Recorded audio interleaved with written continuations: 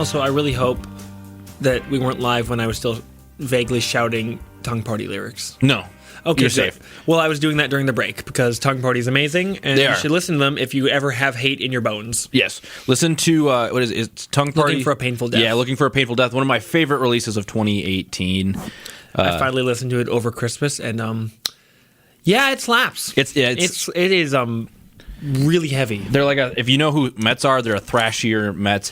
But that was 2018. We're now in 2019, and January is coming to an end. So I thought we could look at some of the releases that came out, because 2019 already came out as a heavy hitter, I think, as releases, especially locally. Yeah, did not disappoint. Not as many full lengths. No, yet. a lot of EPs and singles, but Well, yeah, a lot of EPs, a lot of upcoming EPs as well. Mm-hmm.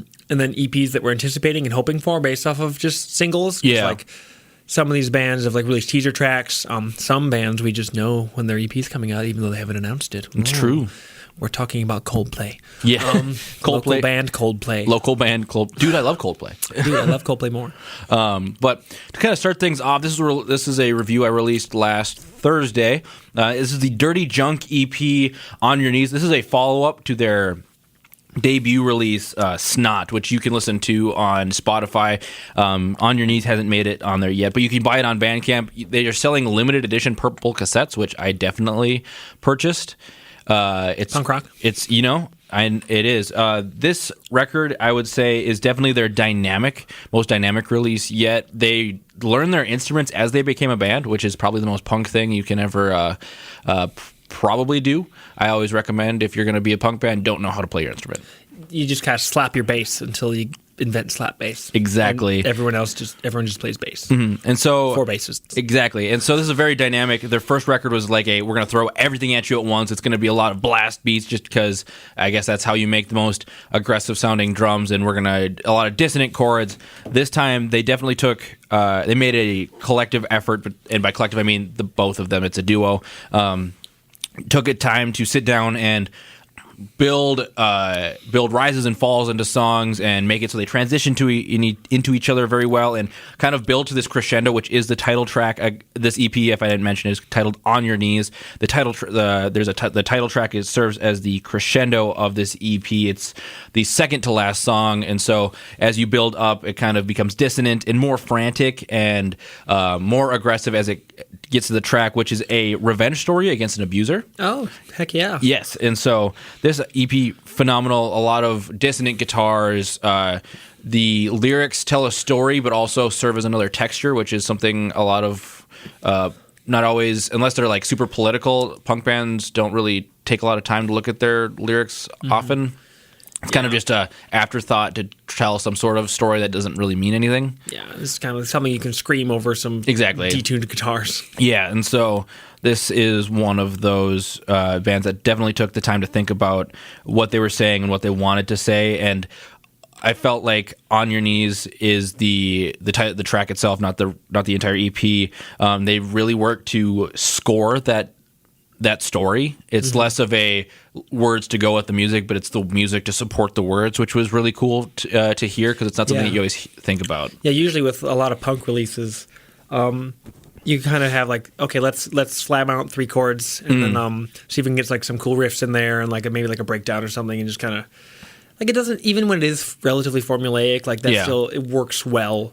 Like you can't really mess with like the tried and true like punk formula. No, but the songwriting, like Joe was saying, kind of is an afterthought a lot of the time, unless you're like freaking Parquet Courts or something. Parquet Courts or like a Bad Religion. Or even like a lot of hardcore bands, like, or post-hardcore bands, they're like screaming about really emotional, like close to home stuff. Like that is kind of more traditional. But then like you think back to like old school hardcore, which is like, I drank a 10-pack with my friends and then smashed my head into a TV because capitalism.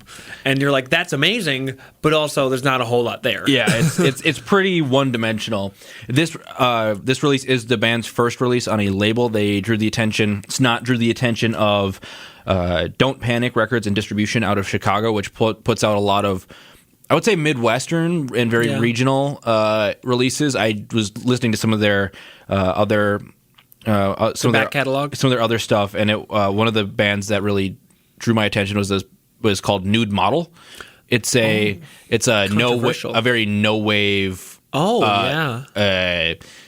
Avant-garde production. So I haven't been able to spend a lot of time with their music. Where are they based out of? Do you remember? I believe it's also Chicago. That sounds about right. Minneapolis doesn't strike me. Got a lot of good punk, got a lot of good like underground rock. Yeah. Not as much experimental music. From what I've seen. Chicago kind of is like New York, but half. Yeah, exactly. To really getting some weird stuff out there, like some note wave and avant-garde. I haven't spent a lot of time with the Nude Models releases or any of the other releases on Don't Panic, but it seems like they put out a lot of DIY stuff. So that was the first record that I really loved out of 2019. Yeah, I'll kind of keep the thread going by cutting the thread by talking about something completely different. Transitions are hard sometimes. The first single that I think I even covered this year that was actually from this year, except for I think maybe like the Brace Cove EP, like compilation EP, was a single from a singer-songwriter named Colin Bracewell. I think he's only like 19 or 20. He's fairly young. He's based in Stillwater. And this is his first, or this song, which is called Little Secret, is his debut single, like ever. He followed us, I think, a while ago, and then when on the day, or maybe the day before, like right before the song came out, he just tagged us in the post. And I was like, what? And then Instagram was like, hey, you got tagged in something. I'm like, come again? What? And I looked at it, I'm like, oh, this dude's like kind of passive aggressively sending us his music. Cool. We're still at that point where like if anyone sends us your music, we will check it out. I mean, we still will. Yeah. I think forever.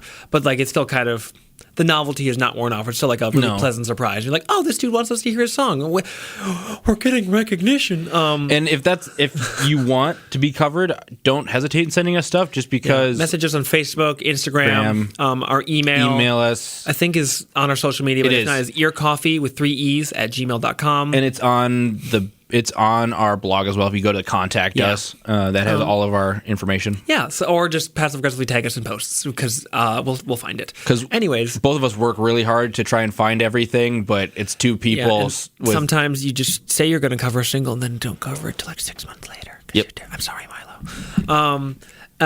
So Colin released his first single, Little Secrets. It's pretty like minimal folky song. It's just kind of straightforward acoustic singer-songwriter. I described it as having some golden flecks of folk, which is I think a kind of a valuable approach to take for a songwriter like Colin, where it's kind of like it's very honest and it is not quite autobiographical, but it's still you get a vibe that this might be coming from an experience or like coming just straight from his heart. And instead of just doing like a solo acoustic cover, which obviously can be very effective, but it's a risk. It can be really boring. You just listen to a dude like sing about his problems, especially a white dude complaining, which is Colin steps away from that and he kind of dodges that bullet by kind of keeping like the narrative looseness, not making it autobiographical, and throwing in I think some violins and a little bit more like instrumental flourishes that really give it an additional level of polish that separate the wheat from the chaff, as the Bible says, and just kind of give it a little bit more distinction. He has a really strong voice. Like that was just on first listen, that was the first thing that stood out to me. He's just a very confident singer. Like I don't know if he's gonna go full like Lady Gaga and just like blow our minds like a firework or something, but he still like is a very confident, capable singer. And his voice is stronger than his guitar playing. Just the guitar playing was very subdued. Maybe he'll like rip a huge solo on the next single, which would be interesting. But he kind of has, even from single one, he has a wheelhouse that he's established for himself, and it sounds like he's going to be very able to work some folk acoustic magic within that realm. That's all I got to say. Oh. What was your next release, Joe? This next release is the very first album I ever listened to in 2019. It's Teenage Moods, Turn It Up, Tune 'Em Out. It's the EP that this band released.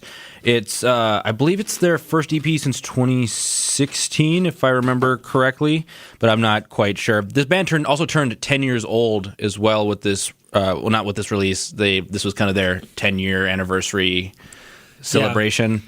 But Turn It Up, Tune 'Em Out is a very I described it as a ray of sunshine on a cloudy day that in the Great White North of Minnesota, just because it feels very California. It's got jangly 12-string guitars. It feels like it's akin to 60s psych folk rock, like if you're listening to the Byrds or like equivalency bands that are equivalent.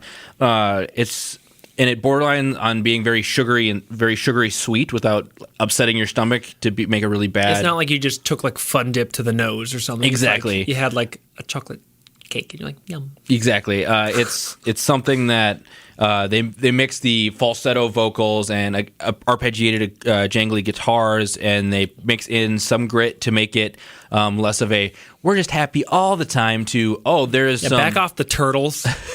We're just there's going to be something here. My favorite song specifically is Her Reality, which is halfway through. There's a definite tonal shift halfway through this EP, and I describe it on the review as my review on Ear Coffee as the smile found on this EP turns into a slight sneer, and the frontman sings a lot of the lyrics in a falsetto, and it drops almost an octave or 2 octaves down because it's a higher falsetto into just a chanted verse to tell this story of maybe it's a story of kind of women's reality being dictated by the men around them, whether that's their boss, their significant other, family, stuff like that. It was a really good EP. I remember waking up on the 1st of January going, well, it's the new year. I better start finding music because Ear Coffee needs to be revived for 2019. Probably should be.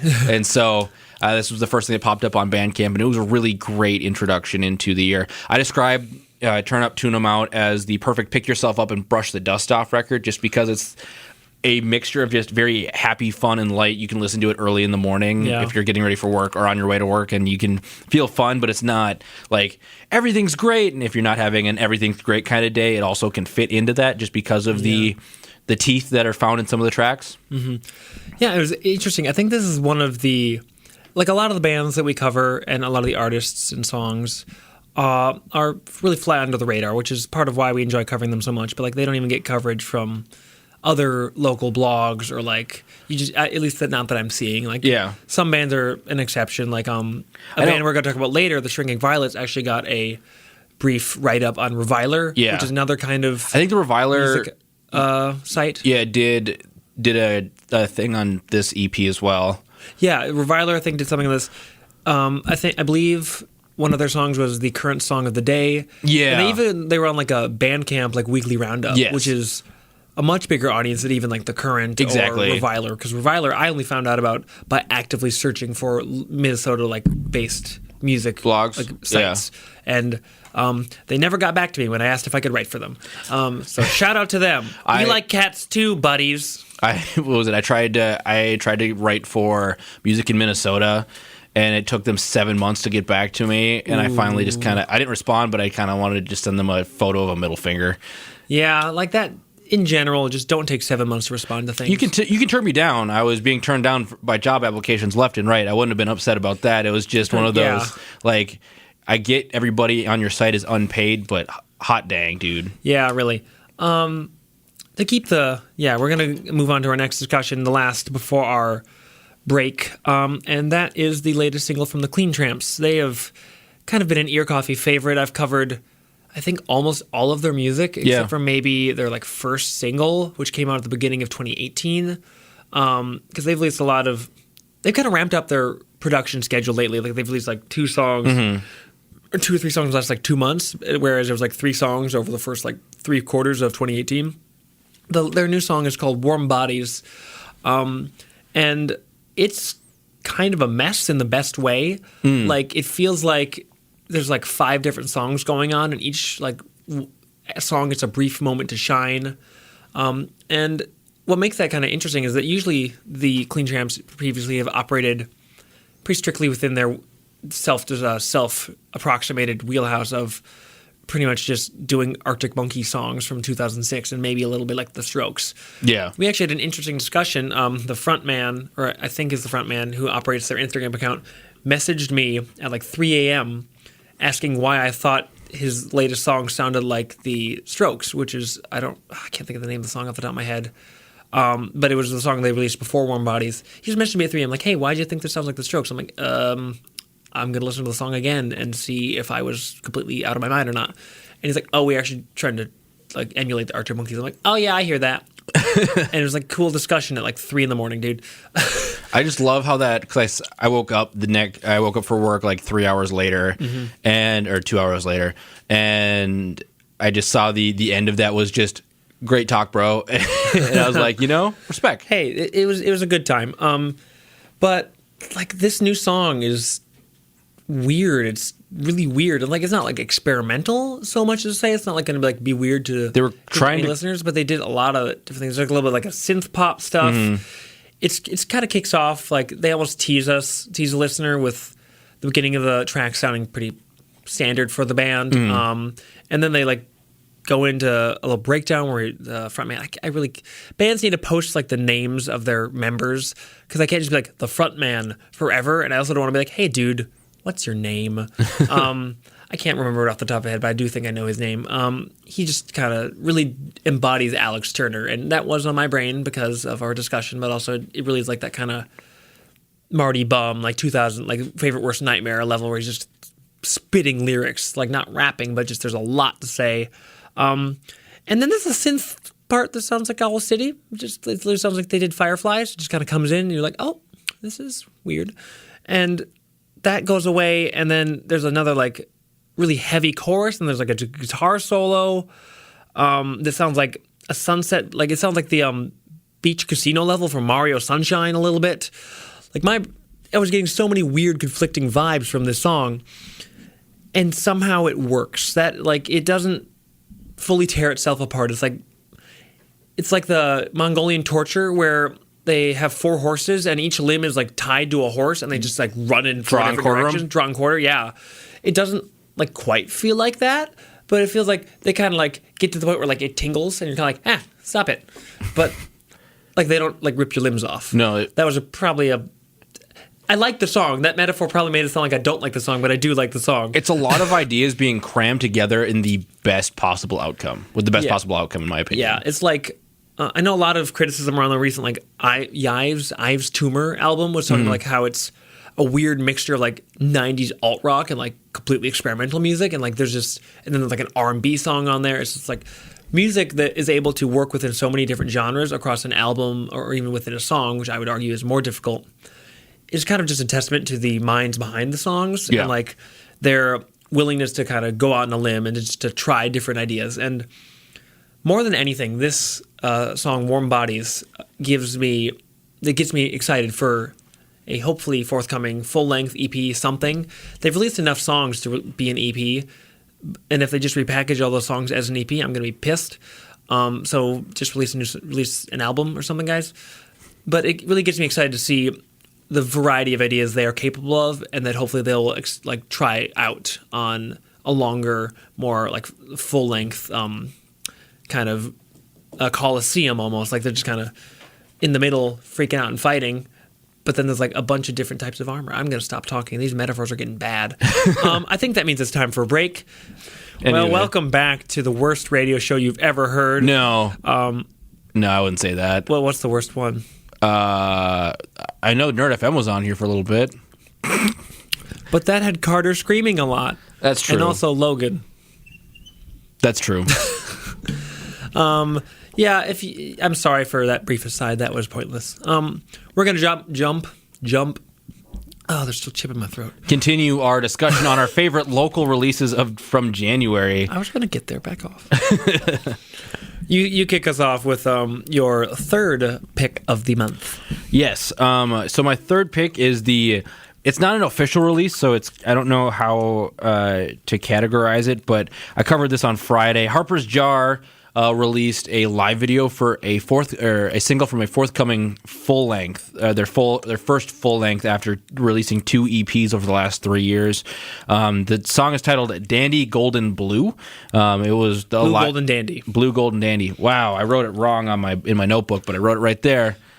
Hey, we sponsor literacy here at Ear Coffee, so it's a bit hypocritical, but it's for the best. It's okay. I work in rural Minnesota. They don't need literacy. But anyways, the track is called Blue Golden Dandy. And is everything that Harper's Jar is. Their last release was from 2017. It's called Ode to a Luna Moth. Luna Moth. That was a good one. It was a very good one. It was a 3-track EP. They're to describe Harper's Jar, it's just a mix of moody punk attitudes with a healthy respect for the pop hook. So you got all of the angst that comes with it, plus the catchiness and the shout along choruses that a lot of people associate with kind of alt rock and that type of music. Dandy Golden Blue is kind of a special... Blue Golden Dandy. Blue Golden Dandy. I keep looking at my notebook instead of the Blue Golden Dandy. I know what I'm talking about. Is kind of different from what I heard on Ode to a Luna Moth, just because it featured breakdowns in the choruses that I didn't expect. It was weird. It was like a loud, quiet, loud kind of thing. Post-rock? It'd go from like kind of just guitar, jangly guitars doing some sort of like squealy, dissonant chords, and then it would go back into just distorted bass mixed with drums doing just the downbeats, just stuff like that. It was great. Take a shot every time we say jangly. Jangly. That's 4. That's not that much. No, it's not. And so I'm excited for their full length because I think Ode to a Luna Moth had some really great tracks. The first and third specifically, their first EP, which is, I can't remember the title off the top of my head, had 1 or 2 really great tracks.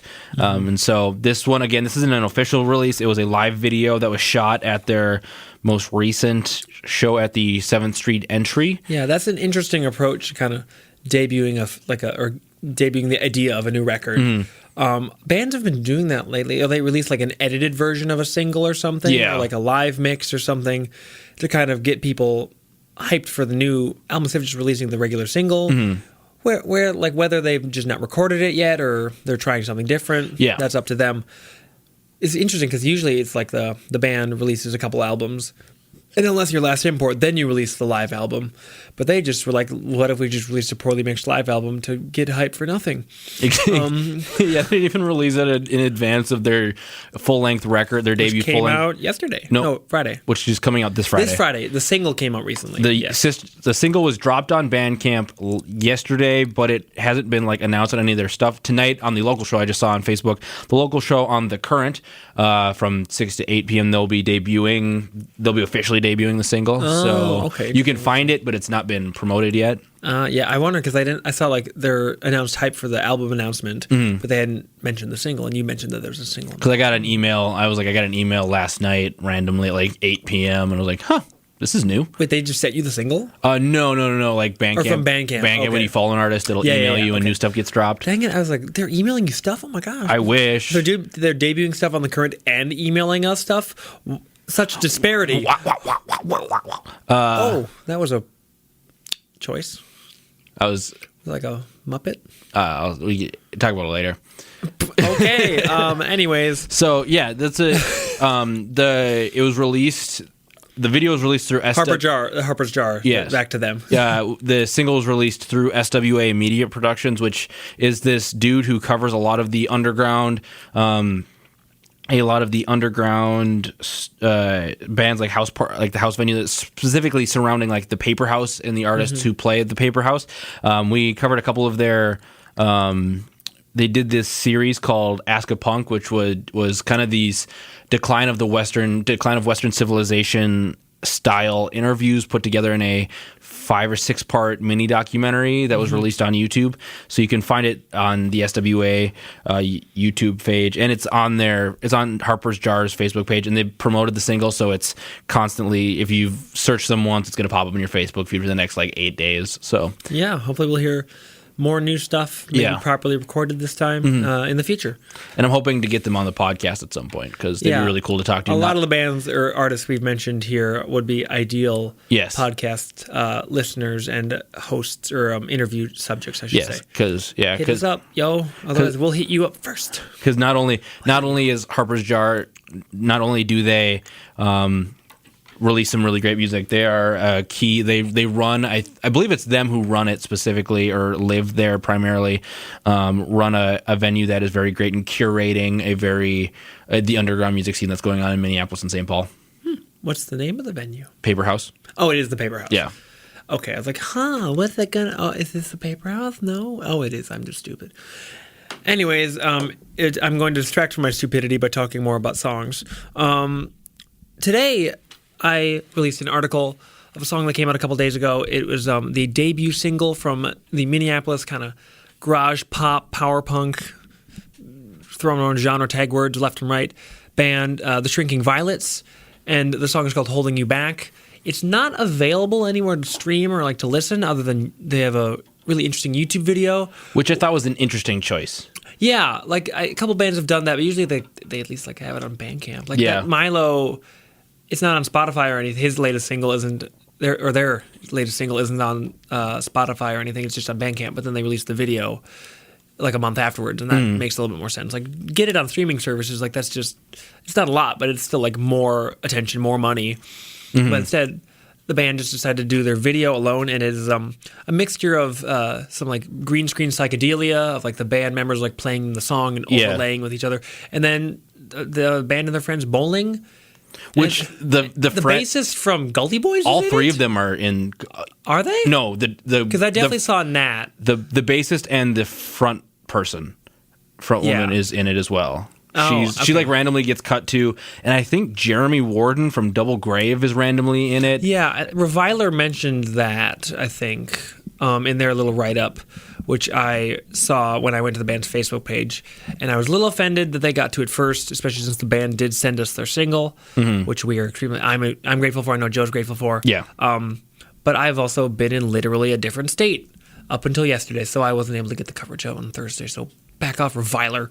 But yeah, the song is it's a really good song. It's kind of definitive of like a lot of Minneapolis bands we hear, where it's like a mixture of emo, punk, like some garage rock, and like a lot of these bands have that pop kind of ear that you don't necessarily expect from heavier or just like louder music, like especially recently when there's just such like seems to be such a drawn line between what is like underground, what is rock, and whatever is mainstream rock, which is literally just like Panic at the Disco, which is just theater music, and then Imagine Dragons, the worst band of all time. It's true. They are really bad, and thank God the Shrinking Violets don't sound anything like Imagine Dragons. Not that I would have expected that. They don't necessarily do something as similar to the Clean Tramps, but they do have a lot of different sounds going on. Like the instrumentation is kind of it reminds me a little bit of like the Cars. And I know the Reviler write-up mentioned a little bit of Jay Retard and the Buzzcocks. Yeah. I'm not familiar with the Buzzcocks, but I do hear a little bit of the Jay Retard. I do the Jay Retard. Especially like the guitar parts and kind of like the melody. Like that is something that Jay Retard excelled at. That is something that Joe Christo, the frontman of the Shrinking Violets, excels at. Like, and his vocals are really whiny. They're really nasally. Which gave me White Reaper vibes. Yeah. Oh, I forgot to mention that. Yeah, you mentioned that it sounds like World's Best American Band era White Reaper. And then one more artist kind of came to mind, which was the power pop greats Superchunk. Yeah. It reminds me a lot of the frontman's voice from Superchunk. Yeah, like their influences are just drawing from so many different areas, and like it just kind of comes together really cohesively as, I wouldn't say their own sound, because it's not like a fully unique or distinct original sound, but also there's no real such thing as an original sound. It's like if a sound is original, chances are it's just a new mixture of other sounds. And there's absolutely nothing wrong with that, especially when the songs that are being made within this realm are as good as Holding You Back. Like it's got, like I said, like the emo vocals, really like pleading kind of. I say whiny, but that's just kind of like because of how high pitched and nasally it is. Whiny's kind of, I wouldn't say is the best term, because the lyrics and like the tone of his performance, of Joe's performance, aren't whiny. But it's just kind of like that very head voice Tom DeLonge kind of sound. It isn't as Tom DeLonge as whatever that other band I wrote about like a week ago in Local Music Roundup, who sounded like a Tom DeLonge clone. I think it was like Inconsistent, sounded like Tom DeLonge. But that's just like anytime an emo vocalist or a punk vocalist sounds kind of like has that nasally tone, they remind me of like the kind of like the sniveling, snarling punk rock voices of like Tom DeLonge and Billy Joe Armstrong from Green Day. But it's a surprisingly good for a debut single. Usually like you kind of expect a band to grow into their sound. Yeah. And they just kicked it off with a bang. It's a really cohesive song. And I mentioned this in my write-up, which came out today, a couple hours ago. You should go read it. We need to get if they keep up a somewhat consistent release schedule, and especially if they release like an EP or a full length this year, I don't see why they wouldn't be able to get onto like the First Avenue Best New Bands of 2019. I would agree. I would sign that petition so quickly, especially since we went to the Best Bands of 2018 show a couple weeks ago, 2 weeks ago now. 3 weeks ago or something. Yeah. And we saw 5 out of 6 bands because Yam House is trash and we skipped them. Yes. We Interestingly, Yam House is the only band that played there that is played on the Remnant. Yes, but it's the one we skipped. Yes, they're trash. I heckled them the entire time. No, actually, no, not there. I heckled them at a coffee house once. Yeah, you did, because I'm like, you didn't. You heckled them on the drive back, like conceptually. I'm like, yeah, we didn't stay for them because we were like, no. It's like it's already like almost midnight. We're tired. Let's go home. We even had school. But some of the stool seats. Exactly, and so some of the opening bands on that show, I'm like, they have been a band for much longer than the Shrinking Violets have been, and their later, like most recent stuff does not stand up to this debut. Yeah, and it seems like they have a lot of the like local support given, like we mentioned, a couple members of Gully Boys, maybe Jeremy from Double Grave. Yeah, appear in the music videos, like they have connections there. Almost immediately after I tweeted a link to our article, Nice, who is another really great kind of heavy like punk rock band who released a new song that I'm going to be covering for tomorrow. They responded just like saying, "Hey, this is shout out, like this is such a good band." And I don't know if that means like a previous connection or if they just really have like their finger on the pulse of like the local like sound and local scene, like, up and comers. But it sounds like they have a lot of support going forward. And like I say, with songs as good as these, if they keep it up, I don't see why they wouldn't be able to like really have a standout breakout year.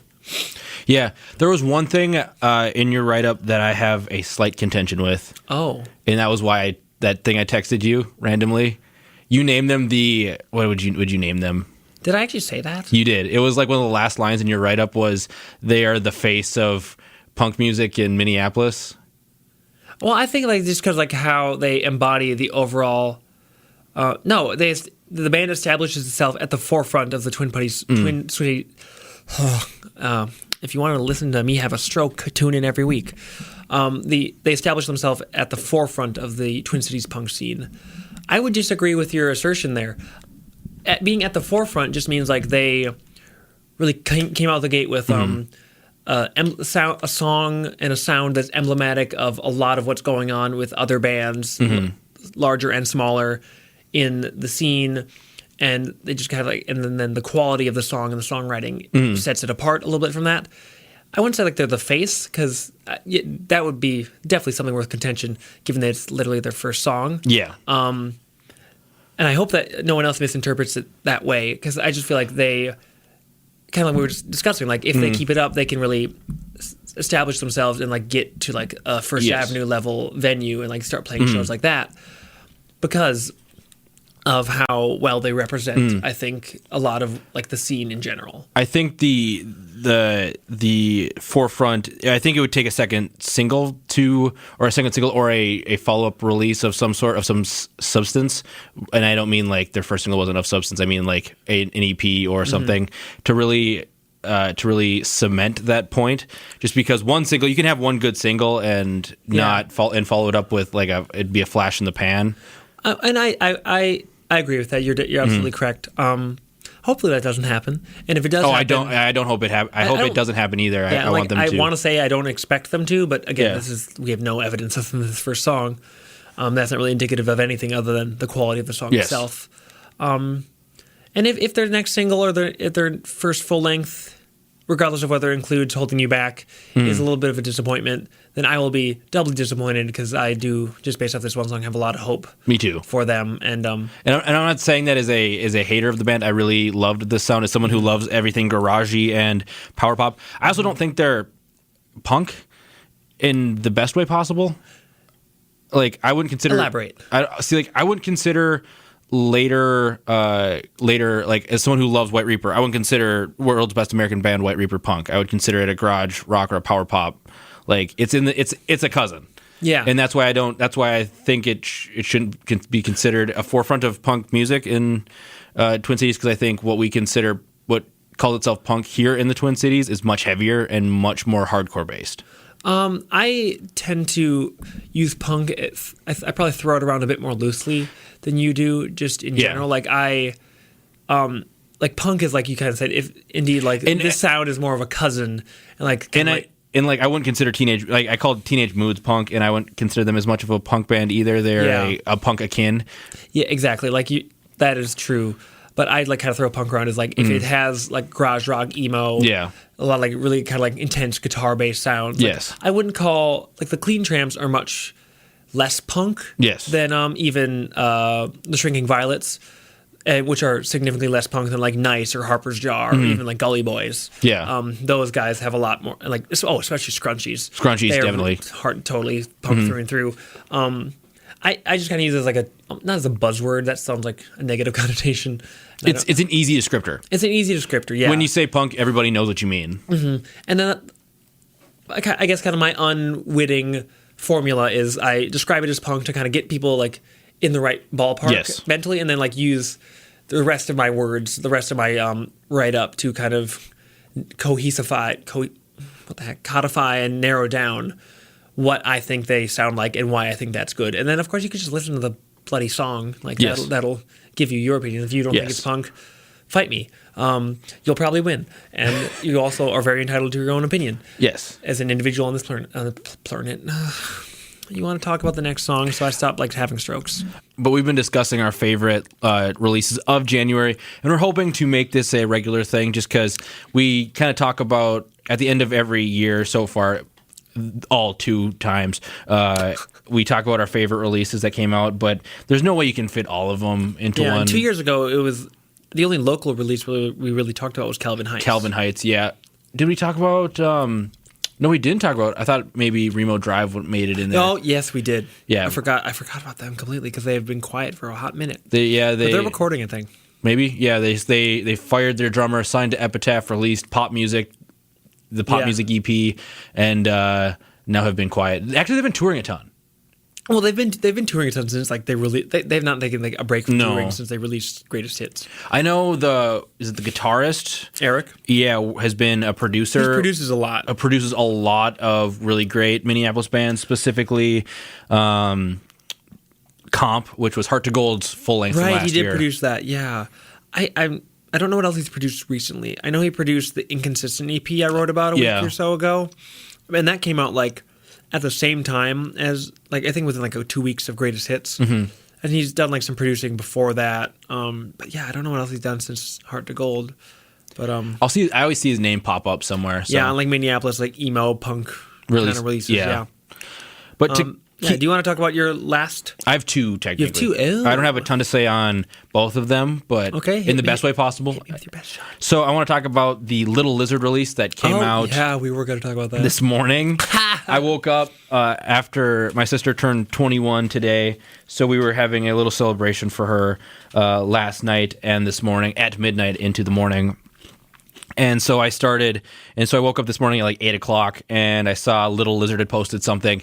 And Wes and I have an interesting relationship with Little Lizard in the sense that we went to go see our friend Brett Carey, who used to play for Calvin Heights and is now under the name The Forentry and is actually looking to get back into performing live under that moniker. Heck yeah. But they opened for... Yeah, we were there to see them at the Kitty Cat Club. Yes, and so the Little Lizard essentially opened, and it's a duo. I believe they're in a they're like romantic partners, but it's trombone and synth. Trombone, synth, and bass, and it's a very interesting combination that really didn't, I don't think, landed well live.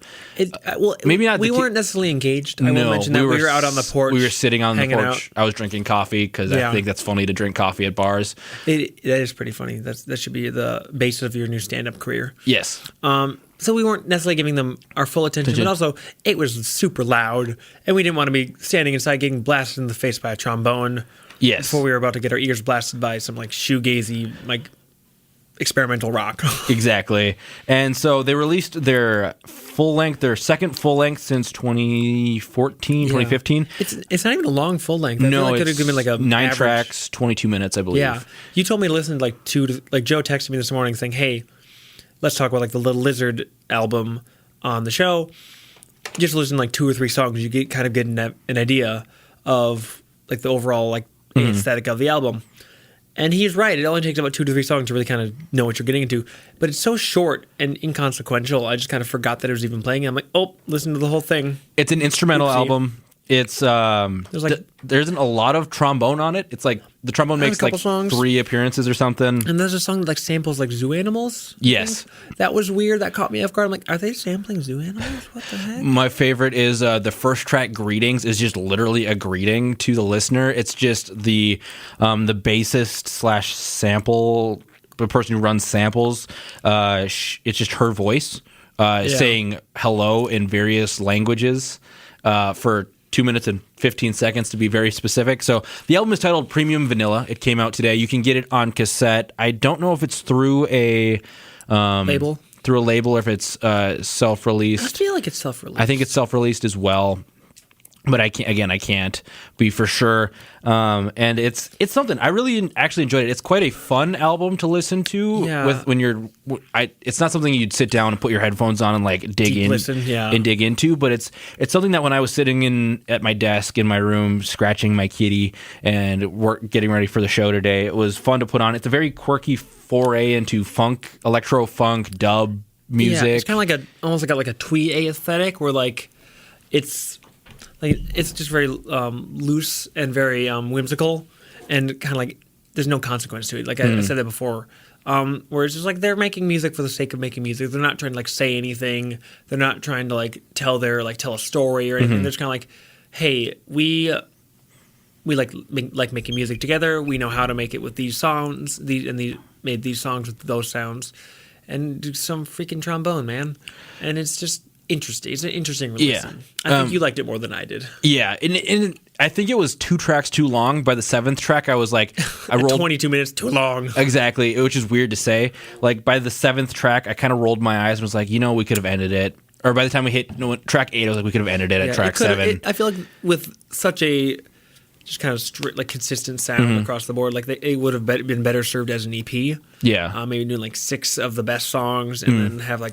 If you really want to get frisky with it, release like a deluxe edition. Yeah, well, B-sides. So the pair flew down and by flew down I mean flew over to Brooklyn to record this at Slant Sound, and it was mixed and mastered there, and then brought back. And so, which is interesting because I think I texted you. I texted you. This record sounds like a dorm room recording project in the best way possible, because a lot of the samples feel very like homemade or like lo-fi in the sense of an early drum machine before like the 808, like the precursor of just like very electronic drums. Yeah, lots of bleeps and boops. Yeah, exactly. It's just electronic mixed with some synth bass and some real bass and some horns. So I would give it a listen. It's not a commitment you're going to have to make. It's literally just... There's very little reason not to, if only because it's like, it's so easy to listen to and it's fairly easy to digest. And it's one of the few like instrumental albums that isn't something extremely like avant, like that I can listen to without having to think about a ton, and I really enjoyed that fact. So you could put it on while you're doing homework or reading or something. Yeah. So that's Little Lizard's Premium Vanilla, out today. You can find it on Bandcamp. It's only Spotify and probably Apple Music, and who knows. Tidal. They exist still. Does Jay-Z exist? Does Jay-Z exist? And then to bring it home, my last release I want to talk about is this band called Blood Banks. That comes out of Minneapolis. The album is titled Dear Tomorrow, and it came out 2 weeks ago. No, a week ago. January 18th, a week ago. And it is, I described it to Wes because I was going to do a write-up on it for Tuesday for my column, In Pursuit of Something Interesting. It is the sound of white T-shirts with the sleeves rolled up and denim jackets in the best way possible. It's it's like the way to describe it, I would describe it as cowpunk, even though I hate using I really am starting to hate using punk as a descriptor, but it's got that country kind of alt country twang with the attitude that comes from alternative music and punk music, and they mix it together. The last 3 songs, One More, Too Far Gone, and X's on the Bottle, which probably one of the most country sounding song titles ever. X's on the bottle. Give me very much the social distortion vibes from their late 90s, early 2000s folky releases that they did when they kind of were like, we're no longer... we don't have to be a hardcore band anymore because people respect us for who we are. Yeah. But it feels a lot like 90s kind of alt rock mixed with some country and some singer-songwritery kind of inflection. So I just check it out. It's Blood Banks. Yeah. Again, the album title is Dear Tomorrow. It was released on the 18th. This brings us home then to wrap up our first broadcast of Ear Coffee Live. Yeah. We're done. I'll be cutting together portions of this show to put up on our podcast. You can find that on iTunes, Spotify, Pocket Stitcher. Casts, I think. No, they're still not on Pocket Casts. Stitcher, Podbean. Google Play. Yes, but everybody has Spotify. Just search it there. Yeah. So you'll be able to hear some of our conversations from that, primarily the album discussion we have. So check it out. We'll be back next Sunday from 12:30 to 2 to hear more things that are going on with local music. Yeah. Also, don't forget to follow us on Facebook, Twitter, and Instagram. Just search Ear Coffee on any of those social media delights, and you will find us. We post pretty consistently. We've been on a good kick lately of staying pretty consistent. We hope to keep that up. So follow us. Stay thirsty, my friends. Dos Equis. Dos Equis. Ear Coffee forever. Okay, Fantano.